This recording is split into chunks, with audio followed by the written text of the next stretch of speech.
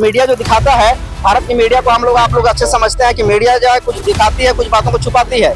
तो जो मीडिया दिखा रही है जरूरी नहीं है कि पूरी सच हो। मामला रेलवे का विरोध करना नहीं है, परंतु हमारा जमीन हम बचाना चाहते हैं। गोमती साय जी को, विष्णुदेव साय जी को, रायमुनि भगत जी को इसी क्षेत्र से चुन के आए हुए, इन लोगों को आप नहीं मानते? हम लोग जितने भी आप तीन विधायक का नाम लिया है, इन्होंने आदिवासी क्षेत्रों में उन्होंने चुनाव लड़ा, लेकिन वे लोग आदिवासियों के प्रतिनिधि नहीं है, वे लोग बीजेपी के प्रतिनिधि हैं। और बीजेपी के प्रतिनिधि होने के वास्ते वे लोग हम लोगों का वास्तविक मुद्दा को नहीं उठा रहे। गैर आदिवासी लड़का जिसके ऊपर एफआईआर दर्ज हुआ था, है ना, और जब एफआईआर दर्ज हुआ उसके बाद में फिर जब हमको ये खबर मिला कि उसके खिलाफ में एफआईआर दर्ज हुआ है। जैसे आपने उस आदिवासियों का नाम लिया, तो उनका जो रिमोट कंट्रोल है भाजपा के पास में, बात समझ में आ रहा है आपको? तो हम चाहते हैं कि यहाँ पे जो प्रशासन, आप भाजपा के पास कह रहे हैं, लेकिन जरूर उसे भी वोट देकर के आदिवासी इसी क्षेत्र के वोट चोरी क्या है, ईवीएम से वोट चोरी बहुत गंभीर आरोप नहीं है सर, गंभीर आरोप है। दर्शकों नमस्कार, आज हम आए हैं छत्तीसगढ़ के पत्थल गांव के त्रिशोट गांव में, और आपको बता दूं भारतमाला प्रोजेक्ट और रेलवे को लेकर के जहां से विरोध शुरू हुआ था, यही त्रिशोट गांव है जहां से रेलवे और भारतमाला प्रोजेक्ट का विरोध शुरू हुआ था। रूपनारायण एक्का और सुनील खलको के अध्यक्षता में, उनके नेतृत्व में ये आंदोलन हुआ था, और करीब 68 दिन रूपनारायण एक्का और सुनील खलको जी हिरासत में रहे, फिर उनको जमानत दे दिया गया। आज उनके नाम से सम्मान समारोह रखा गया है त्रिशोट में, और ये वही जगह है जहां से उन प्रशासन से वे सुनील खलको और रूपनारायण एक्का जी लड़े, और पूरे गांव वाले भव्य तरीके से आज उनका स्वागत रैली निकाले हैं। आप सभी पीछे देख सकते होंगे, गाड़ी में सुनील खलको और रूपनारायण एक्का खड़े हैं, और उनको ससम्मान माला और फूल गुच्छे के साथ उनको स्वागत करते हुए त्रिशोट की इस गांव में लाया जा रहा है। हम अभी रूपनारायण एक्का, उनके गांव वाले और तमाम जो आदिवासी लोग हैं, इनके आंदोलन के विषय पे, रेलवे के विषय पे, भारतमाला प्रोजेक्ट के विषय पे बात करने का प्रयास करेंगे। आप सभी हमारे इस कवरेज में बने रहे लगातार। दर्शकों, सुनील खलको और रूपनारायण एक्का का नाम तो आपने सुना होगा, लेकिन त्रिशोट गांव में और 5 लोग थे जिनके ऊपर एफआईआर दर्ज किया गया था, उन्हें भी फिर हाईकोर्ट से जमानत लिया गया, उनका जमानत हो गया, लेकिन रूपनारायण एक्का और सुनील खलको का जमानत बाद में हुआ, और उनसे भी हम बात करेंगे, उनका भी परिचय देंगे, क्योंकि जो लोग आखिरकार जो लोग हैं, सुनील खलको और रूपनारायण एक्का को तो सभी लोग जानते हैं, लेकिन जो 5 लोग थे, जो इनके अतिरिक्त भी 5 लोग थे जिनके ऊपर केसेस चले हुए थे, उनके बारे में कोई नहीं जानता। आज हम आपको उनसे भी अवगत कराएंगे। सबसे पहले हम जो है दिनेश भगत जी जो हैं, उनसे इस जगह के इतिहास के बारे में जानते हैं, घटना का थोड़ा सा संक्षिप्त जानकारी देंगे। उसके बाद फिर उन 5 लोगों से हम बात करेंगे जिनके ऊपर केसेस चलाए गए थे। सर जी नमस्कार। नमस्कार सर। सर, ये जो त्रिशोट गांव है, यहाँ की लगातार आप लोग लड़ाई लड़ रहे हैं, और आपसे मेरा यही पहला सवाल रहेगा कि यहाँ से आप लोग इतना लंबे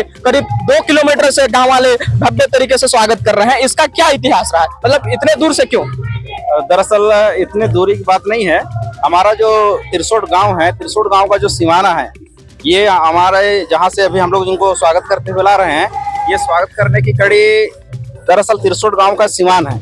और हमारा ग्राम सभा जो है, जो ग्राम सभा इस बात को प्रमाणित करता है कि हमारा ग्राम सभा का सीमा कहाँ तक है, हमारे गांव की सीमा कहाँ तक है।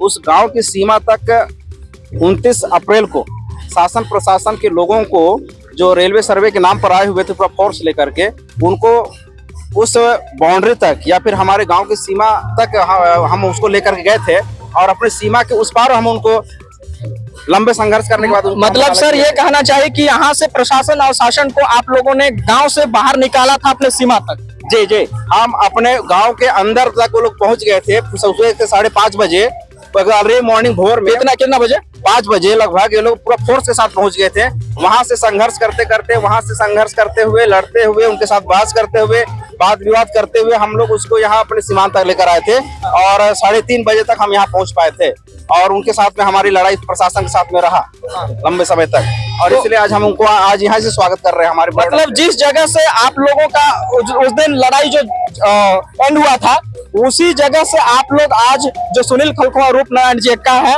उनका स्वागत आप कर रहे हैं? बिल्कुल हम उसी जगह से, हमको अपने सीमान में त्रिशोट का गांव का जो सीमा है, वहां से हम उनको स्वागत करके अपने पंडाल तक लेके आ रहे हैं, हमारे गांव के बस्ती तक लेके आ रहे हैं उनको। एक सवाल और है सर, रूपनारायण का सुनील खलको को हर कोई जान रहा है, लेकिन उनके अलावा भी कुछ लोग थे जिनके ऊपर केसेस चले हुए थे, वो कौन कौन है? क्योंकि आज तक वे कैमरे के सामने नहीं आ पाए हैं और स्पष्ट नहीं हुआ है कि वो कौन कौन थे।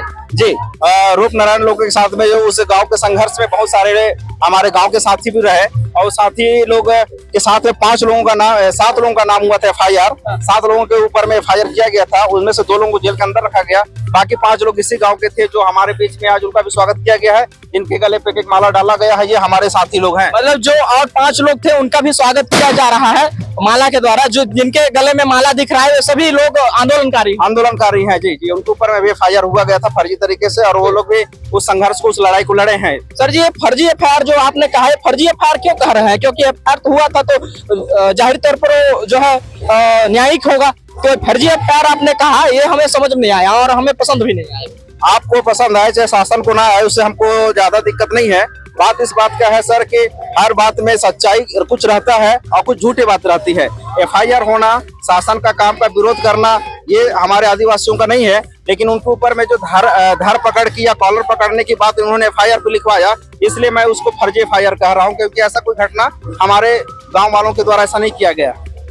सर जी, उनका तो FIR इसलिए हुआ था ना क्योंकि वो रेलवे का विरोध कर रहे थे। आप धरपकड़ की बात कर रहे हैं। धरपकड़ का उसमें क्यों लिखाया गया है कि उन्होंने कॉलर पकड़ा? किसका?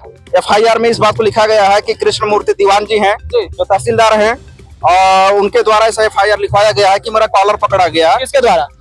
यहाँ के ग्रामीणों के द्वारा, जबकि ऐसा नहीं हुआ है, इसलिए उसको फर्जी FIR हमारे लोगों के द्वारा या हमारे द्वारा कहा जा रहा है। लोगों का ये डाउट है, जैसे लोग तो ये मान रहे हैं कि रेलवे का विरोध हुआ था, रेलवे का विरोध होने के कारण इन लोगों को जेल में डाला गया। आप ये नई मोड़ लेके आ रहे हैं इसमें।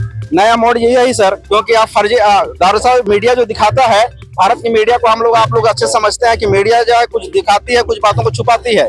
तो जो मीडिया दिखा रही है, जरूरी नहीं है कि पूरी की पूरी सच हो। उसमें से कुछ बातें सच है और कुछ बातें हिडन में है। जिस तरह से उसके ऊपर में कॉलर का पकड़ने का, धर पकड़ करने का ये बात जो उसमें लिखा हुआ है, वो आपके पास में साक्षात सबूत के साथ में है, जो कि गलत है। जैसे सर, क्योंकि धरपकड़ किसी ने नहीं किया, किसी ने उसकी कॉलर नहीं पकड़ी। वो SDM तहसीलदार है, उनकी कॉलर पकड़ने की हिम्मत हमारे नहीं है।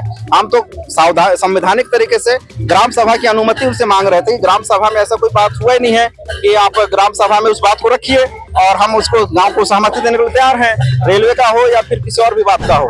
पहली बात तो मैं आपको बता दूं कि जिस प्रकार से त्रिशोट के जो मामला है, और बहुत बार ये कहा जाता है कि ये रेलवे का विरोध है, लेकिन हमारा तो वही था ना, रेलवे का विरोध किया था जिसके ऊपर FIR हुआ था।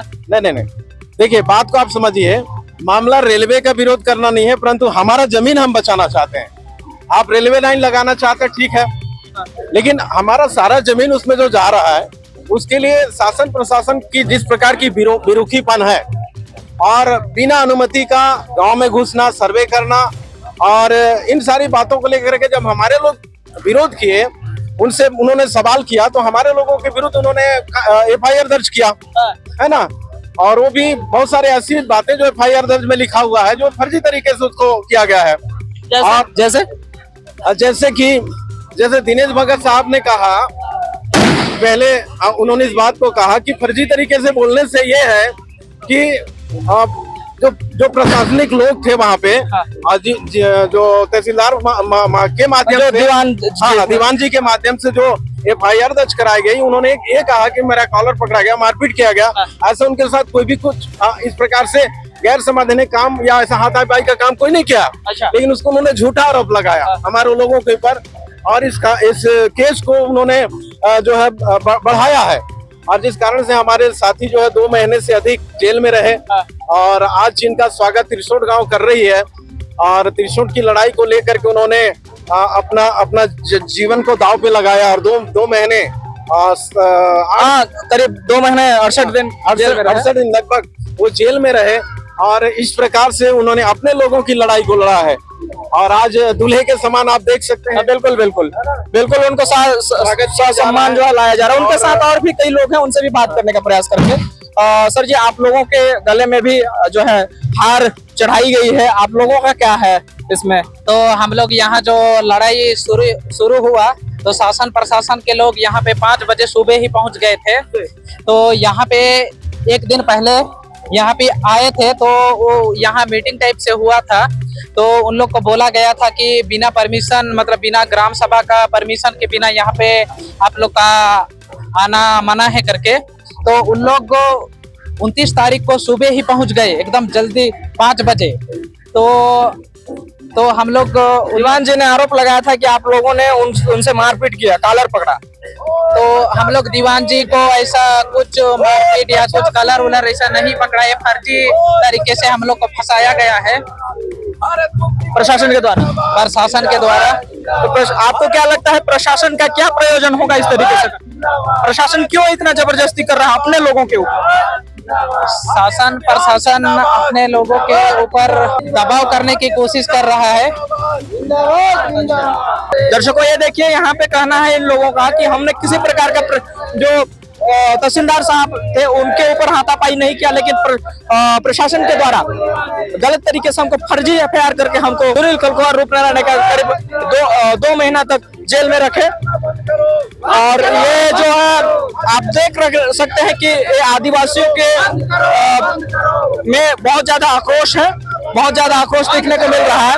ये लड़ाई केवल और केवल जो है 5वीं अनुसूची की है, अपने हक अधिकार की है, अपने परंपरा, अपने सभ्यता, अपने संस्कृति को बचाने की है, और ये लोग अपने लड़ाई में लगे हुए हैं। दर्शकों, अभी हम लोग आए हुए हैं, अभी हमारे बीच में रूपनारायण के जो सुनील खलको जी हैं, और उनसे हम बात करते हैं। जी नमस्ते सर जी, आज आपका भव्य तरीके से त्रिशोट में स्वागत हो रहा है। जी बहुत बहुत धन्यवाद। कैसे महसूस कर रहे हैं? बहुत बढ़िया महसूस कर रहे हैं कि हमारे लोगों में आंदोलन की अलख जग रही है। यहाँ पे नारा लग रहा है कि शेड्यूल एरिया में हस्तक्षेप करना बंद करो। जी बिल्कुल, जिला प्रशासन जशपुर के द्वारा ये जो शेड्यूल इलाका में जबरदस्ती ग्रामीणों के विरोध में और ग्राम सभा के विरोध में यहाँ पे जो काम करना, ये वाकई में संविधान द्रोही की श्रेणी में आता है और देशद्रोही की श्रेणी में आता है। मुझे खुशी इस बात की है कि आप प्रशासन को डायरेक्ट देशद्रोही करके आरोप लगा रहे हैं सर। जी बिल्कुल, क्योंकि उनके जो कृत्य खतरनाक हो सकता है। नहीं, ये कानून के दायरे में आता है, क्योंकि यहाँ पे संविधान सबसे ऊपर है, प्रशासन से ऊपर संविधान है, और ये प्रशासन जो है संविधान की बातों को अमल में लाने के लिए बाध्य है। तो ये हम लोग अनकल बात नहीं कर रहे हैं, ये कॉन्स्टिट्यूशन के दायरे में बात कर रहे हैं। संविधान को नागरिक भी मानेगा, संविधान को सरकार भी मानेगा, संविधान को प्रशासन भी मानेगा, इसकी बाध्यता है। तो आप लोग इधर और घुसने नहीं देंगे प्रशासन को, ये कहना चाहते हैं आप? प्रशासन घुस सकता है, हम बोल रहे हैं कि संविधान के विरोध में प्रशासन यहाँ काम नहीं कर सकता। प्रशासन को घुसने का इजाजत है, लेकिन संविधान के विरोध में काम करने का अधिकार नहीं है। रेलवे आने नहीं देंगे आप? नहीं, रेलवे की जो कंडीशन होगी वो हमारे गांव की ग्राम सभा के माध्यम से उसको समझा जाएगा कि यहाँ पे जो जमीन का मुआवजा है, नौकरी का यहाँ पे जो क्या सुविधाएं हमारे नागरिकों को उपलब्ध किया जा रहा है, हाँ, उसके बाद में वो जो पार्टनरशिप है, जो प्रॉफिट में जो हिस्सेदारी है, उसके ऊपर में प्रशासन का और शासन का हमारे नागरिकों के लिए क्या योगदान है, वो चीज का संपूर्ण डिस्कशन के बाद में इसके ऊपर में विचार ग्राम सभा करेगी। विचार करेगी मतलब विचार करेगी, और अगर नागरिकों को नुकसान का मामला है तो प्रशासन से वो आर्गुमेंट कर सकती है, शासन से आर्गुमेंट कर सकती है, और अपने हक अधिकार को शांतिपूर्ण तरीके से, संवैधानिक तरीके से रख सकती है। ऐसे में इस क्षेत्र का विकास कैसे होगा? सर जी, विकास का मतलब तो ऐसा नहीं कि आप ग्रामीणों का जमीन लूट ले और उसको 2000 रुपया डिसीजन लेके उनका जमीन को लूट ले, ऐसा तो विकास नहीं होता है ना। विकास तो सभी कारणों से, सभी परिणामों को ध्यान में रख के ही यहाँ पे होता है। तो यहाँ पे हमारे लोगों का जो यहाँ पे हमारे जो लोग हैं, आदिवासी लोग हैं, वो पूरी तरह से अधिकार से लैस है कि वो अपने अच्छे और बुरे के बारे में फैसले कर सके। सर ठीक है, आप जो कह रहे हैं उसको हम मानते हैं जी, ये कह रहे हैं आप, लेकिन इतना दिन तक विकास आदिवासी क्षेत्र में क्यों नहीं कर पाए आदिवासी? और आप प्रशासन जब करना चाहता है तो आप लोग रोक रहे हैं। नहीं, संविधान के अंदर में आदिवासियों को प्रशासन नियंत्रण का अधिकार है। आप ऐसा बोल सकते हैं कि पिछले 75 सालों में ये प्रशासन और सरकार ने आदिवासियों को उनका जो अधिकार है नहीं दिया। कैसे नहीं दिया? शिक्षा ग्रहण कर रहा है आदिवासी, उसको उनको आरक्षण मिला हुआ है, ये सभी अधिकार उनको दिया जाए। माध्यम से प्रतिनिधित्व एक कारण है, आरक्षण से प्रतिनिधित्व एक कारण है, और यहाँ पे 5वीं अनुसूची अधिकार ये दूसरी बात है ना। प्रशासन नियंत्रण ये तीसरी बात है। तो हर बात की अपनी यहाँ पे एक भूमिका है। एक वजह से इसको तौला नहीं जा सकता, एक कारणों से इसको तौला नहीं जा सकता। इस क्षेत्र में रायमुनि भगत, विष्णु देसाई जो यहाँ छत्तीसगढ़ के सीएम है, रायमुनि भगत जी, तीनों आदिवासी समाज से आते हैं। और आप किस आदिवासी क्षेत्र के और किस अधिकार की बात कर रहे हैं? हर जगह प्रतिनिधित्व तो दिया गया आदिवासियों को। मैं ये बोल रहा हूँ सर, आदिवासी होना एक बात है, वास्तविक प्रतिनिधित्व को प्रेजेंट करना दूसरी बात है। तो अगर आपको लगता है कि गोमती किसाई के द्वारा पत्थलगांव विधानसभा के अंतर्गत बहुत बेहतरीन विकास का कार्य, जनहितैषी कार्य किया जा रहा है, तो आप इसके पिछले 1.5 सालों के कार्यकाल को आप यहाँ पे समीक्षा कीजिए। आप देखेंगे जनहितैषी में उन्होंने क्या क्या काम किया, आप गिनती में देख नहीं पाएंगे। रायमुनि भगत जी का नाम लिया तो रायमुनि भगत और हमारे जो मुख्यमंत्री है विष्णु देसाई है ना, तो यहाँ पे आदिवासी होना मात्र यहाँ पे आदिवासियों को नेतृत्व करना पर्याप्त नहीं है। मेरा कहना है वास्तविक प्रतिनिधित्व समाज को मिलना चाहिए, वास्तविक प्रतिनिधित्व, रियल रिप्रेजेंटेशन। उसका परिभाषा क्या है महोदय? मिला हुआ तो है, आप लोगों को और क्या चाहिए? 5वीं अनुसूची नहीं मिला है दोस्त। 5वीं अनुसूची का मतलब होता है प्रशासन नियंत्रण की 100% जिम्मेवारी आदिवासियों के हाथ में होना चाहिए। जहाँ पे प्रतिनिधि रायमुनि भगत प्रतिनिधित्व ये अपना जो गोमती से है ये नहीं है रियल प्रतिनिधित्व। और ये जो हमारा जो रूढ़ी प्रथा है, ये रूढ़ी प्रथा के माध्यम से यहाँ पे स्वच्छ शासन यहाँ पे चलना चाहिए, वो रियल प्रतिनिधित्व है, वास्तविक प्रतिनिधित्व। अभी जैसे आपने उस आदिवासियों का नाम लिया तो उनका जो रिमोट कंट्रोल है भाजपा के पास में, बात समझ में आ रहा है आपको? तो हम चाहते हैं कि यहाँ पे जो प्रशासन, आप भाजपा के पास कह रहे हैं, लेकिन जरूर उसे भी वोट दे करके आदिवासी इसी क्षेत्र के वोट चोरी क्या है, ईवीएम से वोट चोरी बहुत गंभीर आरोप नहीं है सर, गंभीर आरोप है। ये रियलिटी है, क्योंकि आप अगर एलन मस्क को जानते हैं तो टेक्नोलॉजी में वर्ल्ड में जो सबसे फेमस है, सबसे बेहतर है, उनका बयान आपने पिछले महीना देखा होगा, न्यूज़पेपर में आया हुआ था कि ईवीएम से फ्री फेयर एंड ट्रांसपेरेंट चुनाव नहीं हो सकता। ये इससे पहले सुप्रीम कोर्ट ने भी फैसला दिया था और पिछले समय पे वामन मेश्राम इसके संदर्भ में केस हाईकोर्ट में लड़ रहे हैं, सुप्रीम कोर्ट में लड़ाई लड़ रहे हैं और ऐसे बहुत सारे दावे ये साबित करते हैं। तो आप ये कहना चाह रहे हैं कि रायमुनि भगत हो गया, चाहे जितने भी आदिवासी हैं और जो नेता हैं, वे लोग भी जो चुनाव लड़के आए हैं वो जो है इसमें से चुनाव लड़के नहीं आए हैं, मतलब मत से मतदान से चुनाव लड़के नहीं आए हैं, चोरी करके आए। वो ईवीएम की पैदाइश की विधायक, बहुत बड़ा गंभीर आरोप नहीं है सर, रियलिटी बोलते हैं इसको रियलिटी बोला जाता है, ये आरोप नहीं है, रियलिटी है। अगर आपको ऐसा लगता है कि आपके ऊपर सर एक्शन भी हो सकता है, ये संभल के बोलिए सर। संवैधानिक दायरे में बातों को रखना ये लोकतंत्र के हित में होता है, ये संवैधानिक अधिकार है। चाहने वाले उनके भी बहुत हैं इस क्षेत्र में। यहाँ पे सिर्फ समर्थन का मामला नहीं है सर, यहाँ पे वास्तविकता का मामला है। अगर आए तब तो सत्ता में आए भाई साहब, मैं ये ईवीएम से चोरी के, मैं ये बोल रहा हूँ आपको, ईवीएम की चोरी से आए हुए ये बात आपको बता रहा हूँ। सुप्रीम कोर्ट का जो फैसला है, ईवीएम से फ्री फेयर एंड ट्रांसपेरेंट का चुनाव नहीं हो सकता, वो फैसला हमारे पास में है। अगर आपको होगा तो मैं आपको प्रदान करूंगा। मैं ये यूं ही नहीं बोल रहा, मैं सुप्रीम कोर्ट के जो फैसला है उसके अकॉर्डिंग ये बात बोल रहा हूँ। मैं एलन मस्क का बयान है, ईवीएम में फ्री फेयर एंड ट्रांसपेरेंट चुनाव नहीं हो सकता। सर आग उगल रहे हैं आप, जैसे आग उगलने वाली बात नहीं है, रियलिटी को बोलने वाली बात है। मैं एक प्रतिनिधि हूँ और जनता के हक की हर बात को बोलना मेरा जिम्मेदारी बनता है। आगे की कैसे रणनीति होगी? आगे की रणनीति जनहितैषी रणनीति होगी और आने वाले समय पे आपके प्रेस के माध्यम से हम लोग आने वाले समय की जितने भी जो कार्यवाही है और जो कार्यक्रम होंगे जनहितैषी नीतियों के आधार पे हम लोग पूरा प्रयास करेंगे कि आपके चैनल के माध्यम से कवरेज हो। जी बिल्कुल, हम कवरेज करेंगे सर आपको, और आपने बहुत अच्छे से हमको समय दिया, इसके लिए बहुत धन्यवाद। अभी हम सुनील खलको जी से दर्शकों को बात करेंगे और उनसे भी कुछ सवाल करेंगे। सर जी, आप लोग 68 दिन तक जेल के अंदर रहे और अभी निकल के आए हैं, आपके ऊपर हाथापाई के आरोप लगे थे, क्या कहना चाहेंगे?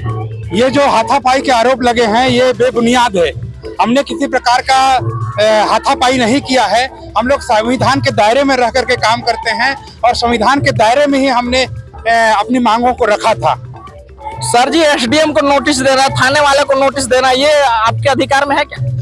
जी हाँ, बिल्कुल नोटिस देना हम लोगों का अधिकार में है, क्योंकि 5वीं अनुसूची स्वायत्त शासन के अधिकार के तहत हम लोगों को मिला हुआ है और हमने या हमारे कार्यकर्ताओं ने उन्हें नोटिस दिया था। ये संवैधानिक दायरे के अंतर्गत ही उन्होंने दिया था। सर आप लोग कहते हैं कि जो है ईवीएम के से चुन करके बीजेपी वाले आए हैं, इससे पहले यहाँ पर पत्थलगांव विधानसभा में देखो तो रामपुकार भगत जी आते थे, वे तो कांग्रेस से थे, और आप लोग हमेशा इस तरीके से आरोप लगाते हैं कि ये आप बरगलाना बंद कीजिए जनता को। देखिए कितने लोग जो है विरोध करने के लिए रोड पे उतर आए हैं आप लोगों के बातों को सुन करके। सुप्रीम कोर्ट ने यानी 2013 में ये जजमेंट दिया था कि ईवीएम से फ्री फेयर एंड ट्रांसपेरेंट चुनाव नहीं होता है।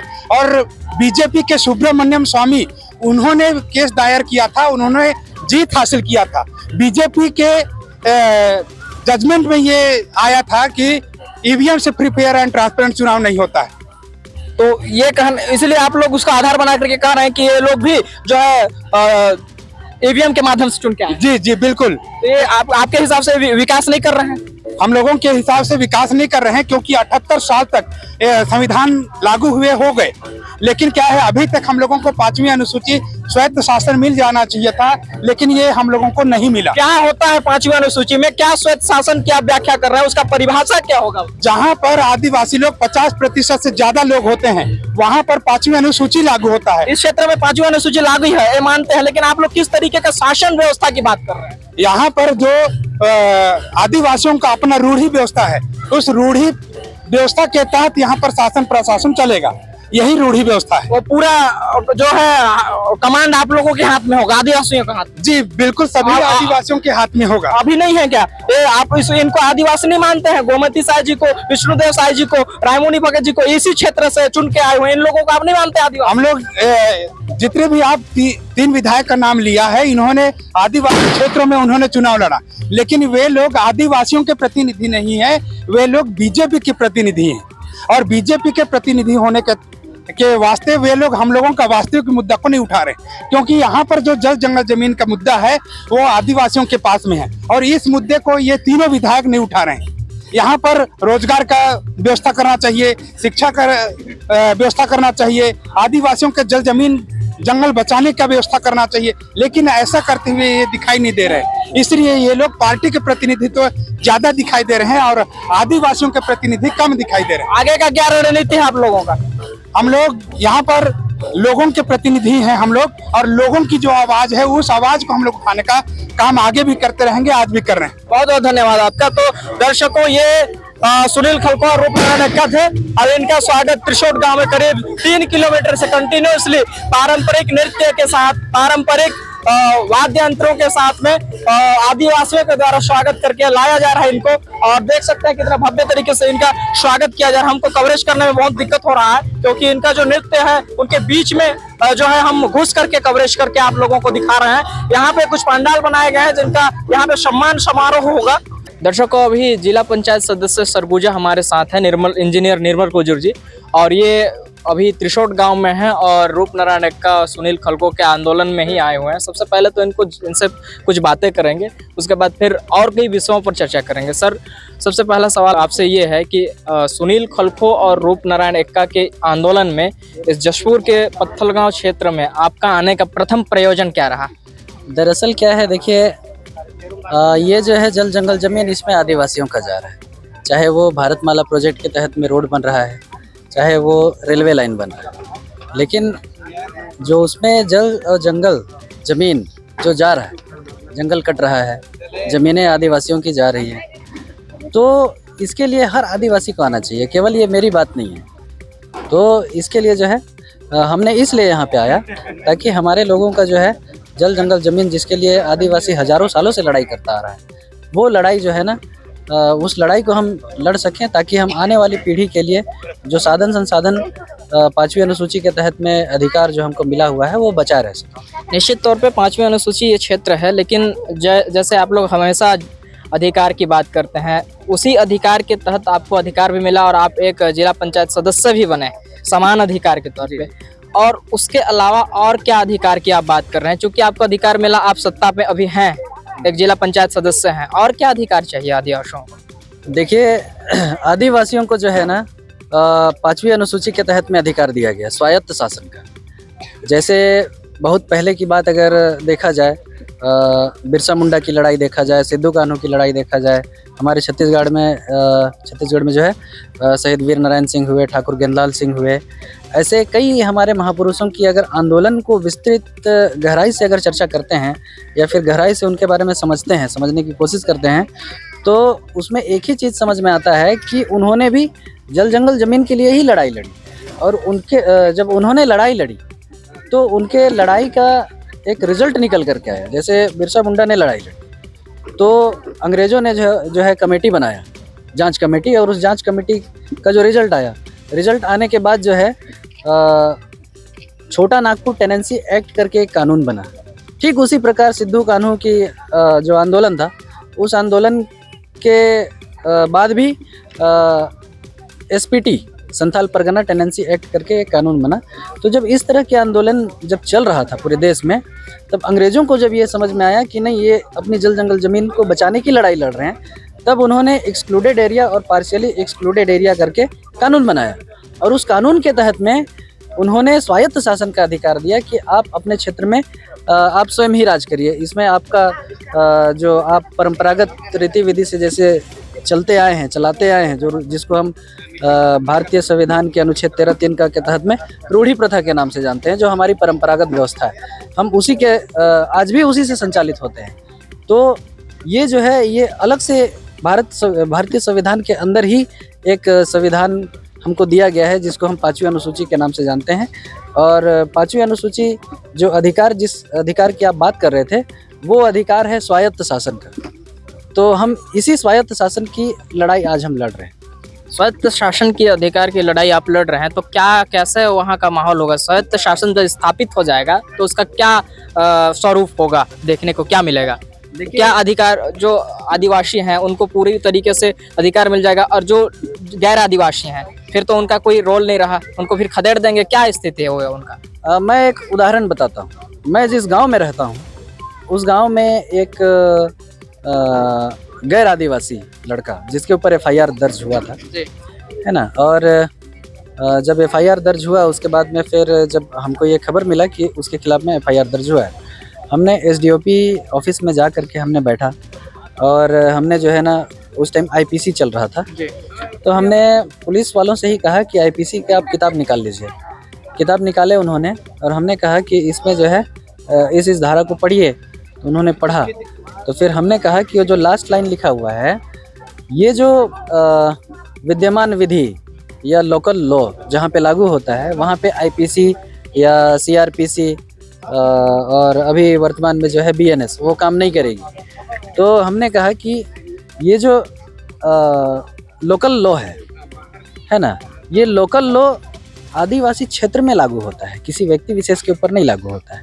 तो यदि गैर आदिवासी उस गांव में रह रहा है, तो वो भी जो है उस कानून के अंतर्गत ही आएगा, तो उस कानून का लाभ उसको भी मिलेगा। जैसे जिस व्यवस्था से हम संचालित होते हैं, जिस स्वायत्त शासन की हम बात करते हैं, वो उतना ही न्याय उनके लिए भी करेगा जितना अपने लोगों के लिए करता है, जो इस क्षेत्र में निवास करेंगे। जी। बहुत बहुत धन्यवाद सर आपका।